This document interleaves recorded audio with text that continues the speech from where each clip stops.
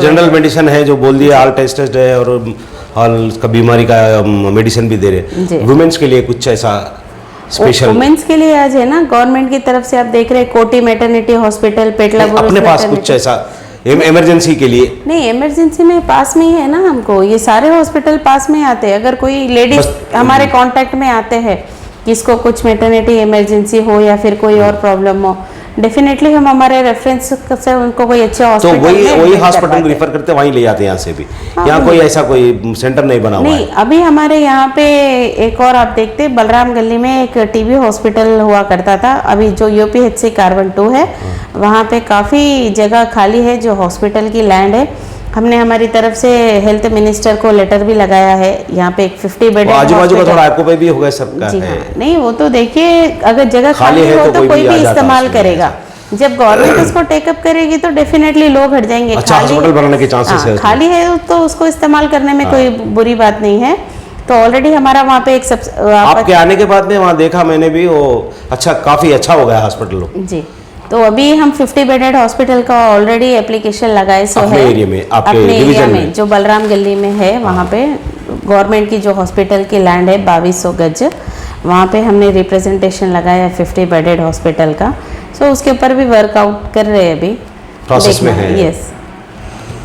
तो दोस्तों खुशखबरी है, आने वाले इलेक्शन में अगर मैडम आएंगे, अगर तो भी अपने बस्ती में हॉस्पिटल होगा, कहीं दूर जाने की ज़रूरत नहीं पड़ेगी जी। तो अभी और मैडम आगे कुछ नए काम जो आपके जहन में है, ये मैं करवाना था, ये कराना है, वैसा कुछ है आपके पास तो नहीं है? देखिए, जैसे इंसान की इच्छाएं खत्म नहीं होती, वैसे काम भी कभी खत्म नहीं होते। वैसे भी ये एक के बाद में एक काम तो लगे हुए हैं, और हमारे नोटिस में जो काम है, काफ़ी ऐसे काम है जो एक लिस्ट बनकर है हमारे पास। जैसे कि आज आप देख रहे हैं गवर्नमेंट की एक और अच्छी पहल हुई, जितने भी तेलुगु मीडियम स्कूल्स थे वो सारे इंग्लिश मीडियम हो गए, और हमारे मंगलहाट में टेमरीज बॉयज़ स्कूल भी है, गर्ल्स स्कूल भी है, जहाँ पे हज़ारों बच्चे फ्री में एजुकेशन ले रहे हैं। रेजिडेंशियल स्कूल जहाँ पे वो रह भी रहे, उनको पूरी देखभाल भी टीचर्स कर रहे हैं, पढ़ाई भी कर रहे हैं। और खुशी की बात यह है कि आज टेमरिज से जो बच्चे थे वो लोग नासा जाकर आए, इससे बड़ा अचीवमेंट भी और नहीं हो सकता। सो गवर्नमेंट की तरफ से गरीबों के लिए, जनता के लिए हर वो मुमकिन कोशिश हो रही है। हर फील्ड में CM साहब उनको काम आने के प्लान कर रहे हैं, तो हम उनके अंडर में जो काम कर रहे हैं, हमारे BRS पार्टी भारत राष्ट्र समिति से जुड़े हुए हैं, ये एक हमारा परिवार है। हमारी भी एक कोशिश लगी हुई है आने वाले समय में हर वो नामुमकिन काम को हम करके देना, और जनता के वेलफेयर के लिए और बहुत से काम करना है। और आने वाले समय में आप बताएं, जैसा एक हॉस्पिटल, फिर और उसके अलावा जैसे कि कॉलेज भी हो सकता है, हम कोशिश करेंगे हमारे इस क्षेत्र में पास में आए, और हमारा एरिया भी आज माधवपुर जैसा है, हमारा आने वाले समय में गोशा महल भी डेवलप हो। काफ़ी बड़ा स्लम है ये एरिया, हम भी उसको नहीं बोलना वैसा, लेकिन स्लम एरिया जैसा है। आप जैसे कारपोरेटर है, आप जैसे MLA अगर कोई रहते तो अच्छा कारपोरेट एरिया बन सकता है, वो जबरदस्त एरिया बन सकता है। 100% हमारे इस तेलंगाना गवर्नमेंट में डेफिनेटली गोशामेल, गोल्डन गोशामेल बनेगा। आने वाले समय में पार्टी की तरफ से, CM साहब की तरफ से, KTR साहब की तरफ से जो भी इंस्ट्रक्शंस आएंगे, हम लोग जी जान लगा के पार्टी के झंडे के लिए काम करेंगे। और आने वाले 2024 में 100% यहाँ पे हमारे BRS का MLA रहेगा, और पूरे गोशामेल को, नॉट ओनली इन मंगलहाट, पूरे गोशामेल को हम लोग गोल्डन गोशामेल बनाएंगे, क्योंकि गोशामेल हैदराबाद का एक हार्ट ऑफ द सिटी है। 100% है वो कोई खिताब देने की जरूरत नहीं। गोशामेल भी एक मिनी इंडिया है। गोशामेल मिनी इंडिया है, ये मंगलहाट भी मिनी इंडिया है। ये गोशामेल कॉन्स्टिट्यूंसी में मेन मिनी इंडिया बोले तो अपना ये धूलपेट है, धूलपेट मंगलहाट ये है। तो इसके और क्या है मैडम, ये CM साहब है, वहाँ से जो ऑर्डर पास करते हैं पूरे स्टेट के लिए ऑर्डर पास करते हैं। हम ये घर में रहते हैं, हमारे घर में क्या कमी है ये आपको मालूम रहता, क्योंकि आप कारपोरेटर मतलब घर के ही आदमी हैं, घर के बड़े हैं। जैसा कारपोरेटर बोले तो घर के बड़े हैं, बस्ती के जो डिवीजन के बड़े हैं, हर घर में क्या है, क्या तकलीफें आपको मालूम होता है। तो ये तकलीफें आप वहाँ ले जाकर, कई लोगों को यहाँ प्रॉब्लम हुआ लिकर बंद होने के बाद में, ये वो सब आप अपने तरफ से कुछ नए प्रोजेक्ट अगर बता के कुछ सैंक्शन करवाते तो बहुत अच्छा रहता मेरे हिसाब से। जैसे कि आपने अभी बात निकाली, लिकर बंद हुआ, जो गुड़म्बा था गुडम्बा यहाँ पे बंद होने के बाद में सबसे बड़ा एक काम था जो धूलपेट रिहैबिलिटेशन का, जो हज़ारों परिवार उस कारोबार से जुड़े हुए थे, वो उनके पास में कोई आसरा नहीं था। बट गवर्नमेंट अपनी तरफ से 100% कोशिश किए थे कि उनको रिहैबिलिट करना, और मैक्सिमम परिवारों को हम लोगों ने किया भी है। बट वजह ये थी कि लोगों को गुडम्बे से निकलकर दूसरे काम में सेट होना बहुत बड़ा मुश्किल का काम था, जो आज भी बहुत ही मुश्किल है। क्योंकि देखिए, ये आज से नहीं, बहुत सालों से हम बोल सकते हैं इसको, 100 साल पहले भी हम बोल सकते हैं इसको, जब से कि हम लोग जानते हैं कि ये जो धूलपेट का एक अपना अलग इतिहास है गुडम्बे को लेकर, या फिर लोधी समाज को लेकर, या फिर अन्य समाजों को लेकर। सही बात। जो लोग धूलपेट में रहते हैं, यहाँ पे हर समाज के लोग रहते हैं, कोई एक जाति का नाम हम लोग नहीं ले सकते। सो स्पेशली खास करके गुडम्बा बंद होने के बाद में यहाँ पे जो तकलीफें आई, उसमें सबसे ज़्यादा इफेक्ट हुए सो है लेडीज़, क्योंकि वो लोग घर के बाहर जाके काम करना नहीं जानते थे, घर में ही रह के वो लोग गुडम्बा करके जैसे तैसे अपने परिवार को पालते थे। सही है। गुडम्बा बंद होने के बाद में बहुत ज़्यादा तकलीफ यहाँ पर आई। हम हमारी तरफ से पूरी कोशिश करें गवर्नमेंट की मदद लेकर के उनको पहुँचाना। धूलपेट रिहैबिलिटेशन में जो स्कीम्स आए थे, उसमें कुछ परिवारों को डिस्पोजल प्लेट्स बनाने के मशीन्स भी दिए गए थे, और जो जेंट्स थे उनको auto trolley transportation, passenger auto, वो भी दिया गया था। और जो लेडीज़ दूसरा काम करना चाहते हैं, जैसे कोई साड़ी का शॉप या कोई किराना शॉप या फिर कोई टेंट हाउस, अब जैसे अभी आज दलित बंधु में जो भी जरूरत की चीजें हैं, उनको जो जिसमें इंटरेस्ट था, गवर्नमेंट ने उस चीज़ का भी ध्यान रखा कि हम जिसको बेनिफिट कर रहे हैं उस बेनिफिशियरी को उस काम में इंटरेस्ट होना चाहिए। तो उनके अनुसार 2-2 लाख रुपए का अमाउंट भी उनको धूलपेट रिहैबिलिटेशन में दिया गया था। बट कहीं ना कहीं वो एक परमानेंट सॉल्यूशन नहीं रहा। तो हम ये भी आशा करते आने वाले समय में जब हमको मौका मिलेगा, जब भी KTR साहब से, KCR साहब से कभी अब अगर मुलाकात हुई हो या उनसे बात करने का मौका मिला हो हायर ऑफिशियल से, तो डेफिनेटली इस धूलपेट रिहैबिलिटेशन के ऊपर बात करके यहीं पे लोकल मंगलहाट या फिर गोशामहल के आसपास में एक स्मॉल स्केल इंडस्ट्री का वो लोग प्लान करें, और जितने भी लोग यहाँ पे अफेक्टेड है, खास करके धूलपेट रिहैबिलिटेशन के अंदर एक वो लोग कंपनी खोल के उसमें उनको जॉब दे, जहाँ पे वो लोग आराम से एटलीस्ट 15 से 20 हज़ार रुपये मिनिमम कमा सके। ऐसी हमारी प्लानिंग है। ये बहुत बड़ा प्लान है जो हम लोग सोच कर और प्लान कर रखे। जब भी मौका मिलेगा इसके ऊपर हम बात करेंगे कि किसी भी कीमत पे यहाँ पे धूलपेट रिहैबिलिटेशन के अंडर एक कंपनी खोली जाए। बहुत अच्छी बात है मैडम। अभी उपल में आधा एकड़ लैंड दिया गया है लोध समाज के लिए, वो उसमें कुछ इंडस्ट्री लगाने वाले या कुछ मार्केटिंग हब कुछ ऐसा खोलने वाले हैं? नहीं, देखिए CM साहब की तरफ से जहाँ तक मेरे नोटिस में है, उन्होंने आत्मनिर्भर भवन बोल के जो स्कीम निकाले थे, उसमें 41 सोसाइटीज़ को CM साहब ने दिया है, जिसमें एक लोधा सोसाइटी भी है। उसमें आधा एकड़ लैंड और 50 लाख रुपीस कंस्ट्रक्शन वैल्यू उन्होंने दिया है। अभी हमारे सोसाइटी में रिसेंटली इलेक्शंस हुए थे, तो उस अभी नया कैबिनेट है, वो लोग प्लान कर रहे हैं अभी उस पर क्या करना। हमको अभी डॉक्यूमेंट्स वगैरह हैंड ओवर हुए, उसमें और भी थोड़े फॉर्मेलिटीज़ बाकी है। जैसे ही वो फॉर्मेलिटीज़ कंप्लीट हो जाएगी, उसके बाद में वो सोसाइटी का डिसीजन है, it's not a political decision, वो सोसाइटी का डिसीजन है कि उस पर वो लोग क्या करते। बट CM साहब जिस तरह का सोच रखे, हर सोसाइटी को उन्नति करनी चाहिए, हर सोसाइटी की तरक्की होनी चाहिए, वो सोच कर वो इतने अच्छे जो स्कीम्स निकाले हैं। आपने देखा परसों GHMC की तरफ से एक और बड़ा सैंक्शन गोशामहल विधानसभा में जो लोधी समाज का स्मशान वाटिका है, MLA साहब की तरफ से हमें मालूम पड़ा था, वहाँ पे अभी 1.25 करोड़ रुपए GHMC ने सैंक्शन दिए। वैकुंठ धाम की जो स्कीम है CM की, वो भी बहुत ही काबिल तारीफ़ है। CM साहब जन्म लेने से लेके मरने तक के लिए इंसानों के लिए सोच रहे हैं। ये बहुत बड़ी बात है, क्योंकि देखो जन्म लेने पर KCR किट दिया जा रहा है, पेशेंट को जो मदर है उसको कुछ कैश अमाउंट देकर उसकी हेल्प की जा रही है। तो आदमी जाने के बाद भी जो वो लास्ट समय में वैकुंठ धाम जो स्मशान वाटिका जाता है, तो उसको वहाँ पे भी दिक्कत ना हो, वो भी अच्छे से स्वर्ग पधारे, ऐसा सोचकर वो काम कर रहे हैं। ये सच में अभी लोध समाज में कई लोग गणेश मूर्ति बनाने वाले मूर्ति कलाकार है, माता का भी मूर्ति बनाने वाले हैं। ये लोगों को रोका गया कि वो प्लास्टिक का पैरिस नहीं लगाना, मिट्टी की मूर्ति बनना। जी।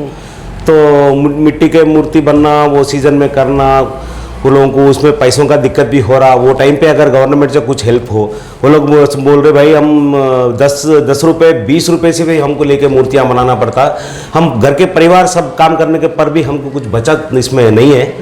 तो हमारे को क्या गवर्नमेंट की तरफ से ऐसा प्रॉब्लम हो रहा बोल के ये लोग हमारे नोटिस में आया, तो उसके लिए भी आप एरिया के हैं और लोध समाज की बेटी है आप, तो उनके घरों के लिए थोड़ा सोच के इनको कुछ ऐसा मदद करने का ये वो नोटिस में अगर लाएं आप सीएम साहब के, तो ये लोगों को भला होता। कई लोगों में एक नाराजगी मैं देखा टीआरएस पार्टी के तहत, तो हमको उनसे कुछ बेनिफिट नहीं मिला, ऐसा हमको गवर्नमेंट की तरफ से कुछ बेनिफिट ले लिया, हमारे पेट पे मार दिए गुड़म्बा बंद करके, हमारे को दूसरा करने का भी कुछ करेंगे बोल, तो हम कुछ सेट नहीं हो रहा है। गणेशों की मूर्ति बनाने का सीजन जब आता, हम लाखों रुपए मेटल के लिए लेते, उसको इंटरेस्ट बने था कि हमारे को कुछ भी पैसे नहीं बचते मूर्ति बनाने में। वैसे दिक्कतों का फेस मैं सुना हूँ उनसे, कुछ लोगों से इंटरव्यूज भी लिया हूँ मैं, तो उस चीज़ पे आप जैसे पब्लिक में जो काम करने वाले नेता हैं, आप लोग उनके लिए अगर कुछ काम करें तो मैं समझता हूँ इनके लिए बहुत भला होता। देखिए, जहाँ तक गणेश मूर्ति कलाकारों की बात की जाए तो ये तो ऐतिहासिक है। धूलपेट को ले लेकर जहाँ पे गणेश मूर्ति और दुर्गा माता की मूर्ति और दिवाली पे इस्तेमाल होने वाले खिलौने ये सारे बनते हैं।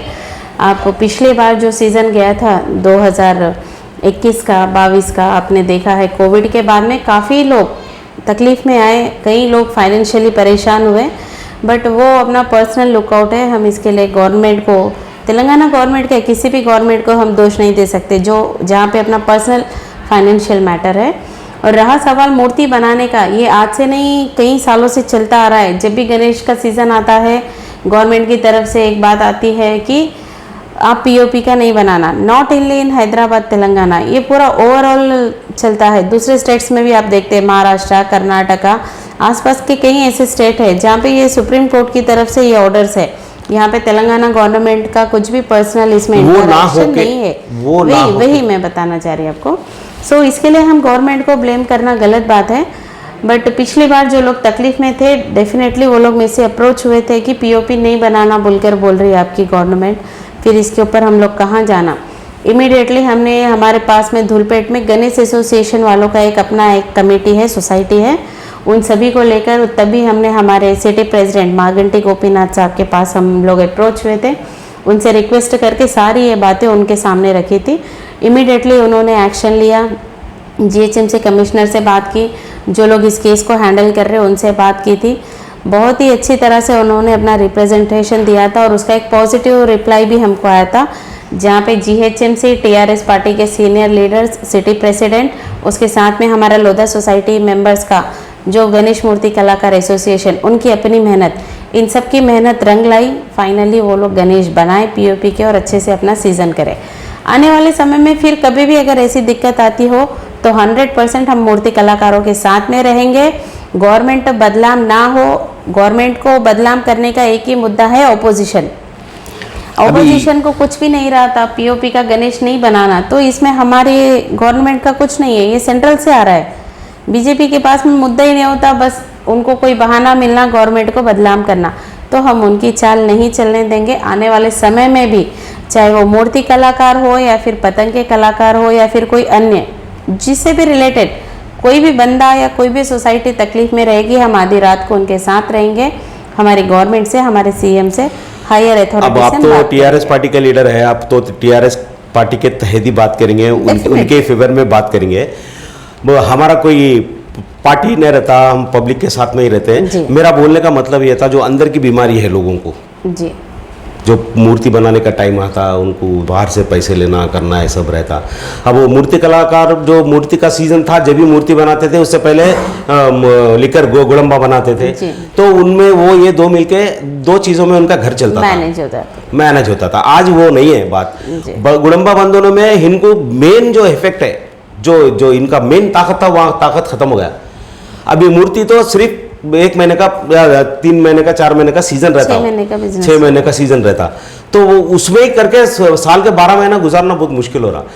तो मेरा बोलने का मतलब क्या है, ये लोग अंदर की जो बीमारी है, जो दिक्कत है, आप मानो या नहीं मानो, मैं जो देख रहा हूँ, गोशामेल कॉन्स्टिट्यूंसी में टीआरएस पार्टी नहीं जीतने का कारण भी मैं समझता हूँ यही है, क्योंकि मूर्ति कलाकार हो, स्लम एरिया के लोग हो, जो डेली के लेबर हो, उनके दिल में यही बात है कि हमारे से हमारी रोजगारी छीन ली गई, हमको भूखा मार दे रही है गवर्नमेंट वाली सरकार, वो बात है। तो ये बात जरा पब्लिक में आप लगाए तो, आप गवर्नमेंट में लगाए तो ये लोग की कुछ। देखिए, आप ये जो बात बोल रहे हैं ये एक पॉलिटिकल मुद्दा है। ये गलत है कि तेलंगाना गवर्नमेंट ने रोजी रोटी छीन ली है, ये गलत है। इनके दिलों में है ये बात। हाँ, दिलों में है। दिलों में कहाँ से आई? ऑपोजिशन को मौका मिला, उन्होंने डाला ना, ये दिलों में ऑटोमेटिक। हम तो ऐसे लोगों से मिलते हैं जो गुजार रहा है वो। दिलों में ऑटोमेटिक चल के नहीं गया ना। चलो भाई ठीक है, आप बोलते हैं कि तेलंगाना गवर्नमेंट आने के बाद में गुडम्बा बंद हुआ। गुडम्बा बंद होने के बाद में फिर यहाँ पे जो बड़े बड़े धारकारी नेता लोग बैठे थे, उन्होंने क्या किया? उनकी तरफ से क्या पहल हुई? उनसे तो हम पूछेंगे। वही तो बता रही ना, उनकी तरफ से क्या पहल हुई। हम ये कोशिश करते हैं हमारे लेवल पे, हर वो मुमकिन कोशिश हम किए हैं और कर रहे कि हर किसी को काम आने की। कभी यहाँ के बड़े लीडरों ने, कभी यहाँ के एमएलए ने या फिर किसी और लीडर ने कभी कहा क्या गवर्नमेंट के पास जाके? आप ही ने असेंबली में अपनी अपनी डिमांड्स रखी थी, जो जनता अपनी आंखों से देखी, कानों से सुनी। कौन सा कारोबार रहना चाहिए, कौन सा कारोबार बंद करना चाहिए, गुडम्बे को किस तरह से बंद करना चाहिए, यहाँ पे बैठे उपस्थित अपने प्रेजेंट एमएलए ने डिमांड लगाई थी। उसके अलावा पीओपी के बदले में पीली मिट्टी के गणेश बनाना करके उन्होंने ये असेंबली में बात कही थी। तो पेट पे लात कौन मारे? तेलंगाना गवर्नमेंट मारी या उनके अपने एमएलए ने मारा? ये जनता को अपने आँख खोलकर देखना चाहिए, अपने कान खोलकर सुनना चाहिए। मैं ऐसी जनता से रिक्वेस्ट करना चाहती हूँ, क्योंकि आप लोग अपनी आंखें खोले, सच जाने, सच्चाई देखे। गवर्नमेंट आपके पेट पर कभी भी लात नहीं मारी। गवर्नमेंट का तो हमेशा से ये रहा है कि जितने भी लोग हैं, जितने भी सोसाइटी है, सब मज़े में रहना चाहिए। आज आप देखिए, गवर्नमेंट कोई भी जाति पूछकर काम नहीं करती। जिस तरह आज हम देख रहे हैं, बीजेपी जातिवाद पर काम करती है, सिर्फ धर्म के नाम पे काम करती है। धर्म सबके लिए है। हम भी भगवान श्री राम को मानते हैं, हम भगवान श्री राम के कुल से बिलोंग करते। हम किसी का धर्म पूछकर काम नहीं करते। आज जो केसीआर गवर्नमेंट है वो हर धर्म के लिए काम कर रही है, जहां आप खुद अपने आप में देख सकते हैं। रहा सवाल यहाँ पे धूलपेट में गुडम्बा बंद होने का, वो एक अपनी एक पॉलिसी थी, उस पर लोग काम किए।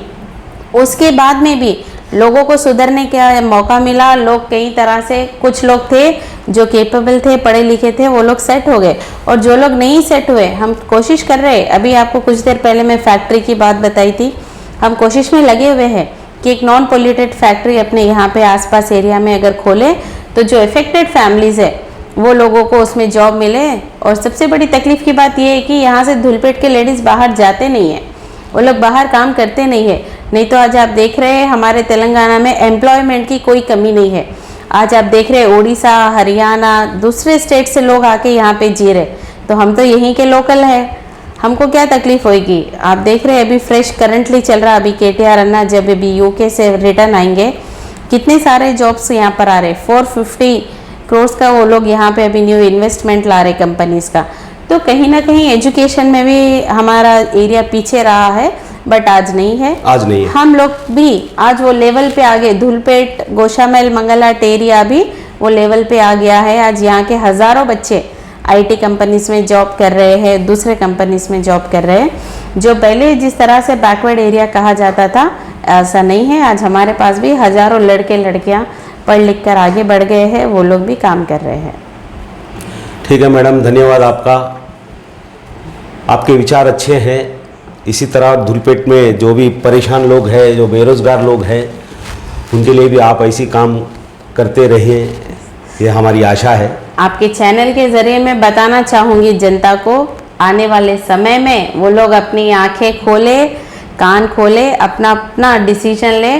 सारे नेता लोग आते हैं अभी इलेक्शन के सामने, जय श्री राम के नारे लगाते हैं, भारत माता की जय बोलते हैं। वो सिर्फ उनका अपना पर्सनल नहीं है। हम भी जय श्री राम बोलते हैं, हम भी भारत माता की जय बोलते हैं, हम भी जय वीर हनुमान बोलते हैं। हम भी हिंदू है, भगवान श्री राम के कुल को बिलोंग करते हैं हम लोग भी। लेकिन यहाँ पे धर्म जातिवाद पे काम करना अच्छी बात नहीं है, राजनीति करना। आज बीजेपी की सबसे बड़ी पॉलिसी है जो जातिवाद पे, धर्म पे काम कर रहे, एक दूसरे को लड़ा रहे। बट आप इंटरनली अंदर से जो राजनीति खेल रहे वो बंद करिए। तो मैं उनको बोलने के साथ साथ जनता से भी अपील करूँगी, आने वाले समय में आप अपना सही डिसीजन ले। आज इस दुनिया में सिर्फ एक ही जाति है, वो है गरीबी। तो तो हर नेता को उस गरीबी के लिए काम करना है, उस अनएम्प्लॉयमेंट के लिए काम करना है, जो लोग बेरोजगार है उनके लिए काम करना है। आप हिंदू, मुस्लिम, सिख, ईसाई सबको भूल के एक ही जात को आप ध्यान में रखें, वो है गरीबी। हर लीडर की, हर नेता की एक ही फाइट होना है, उसको गरीबी दूर करना है।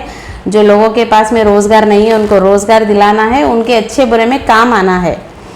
तो आप है सो ये सारे चीज़ें भूलकर आने वाले समय में डेवलपमेंट पर ध्यान दें। अपने इस गोशा महल को आप डेवलप करने के लिए आसपास आप जो दूसरे विधानसभा देख रहे हैं, जो एक समय में काफ़ी बैकलॉग कहा जाता था, बैकवर्ड विधानसभा ऐसे भी है, मैं किसी का नाम नहीं लेना चाहूँगी, आज वो हमारे से कहीं आगे बढ़ गए हैं। आज हम वहाँ जाके डेवलपमेंट देखें तो हमारी आंखें धरी की धरी रह जा रही है।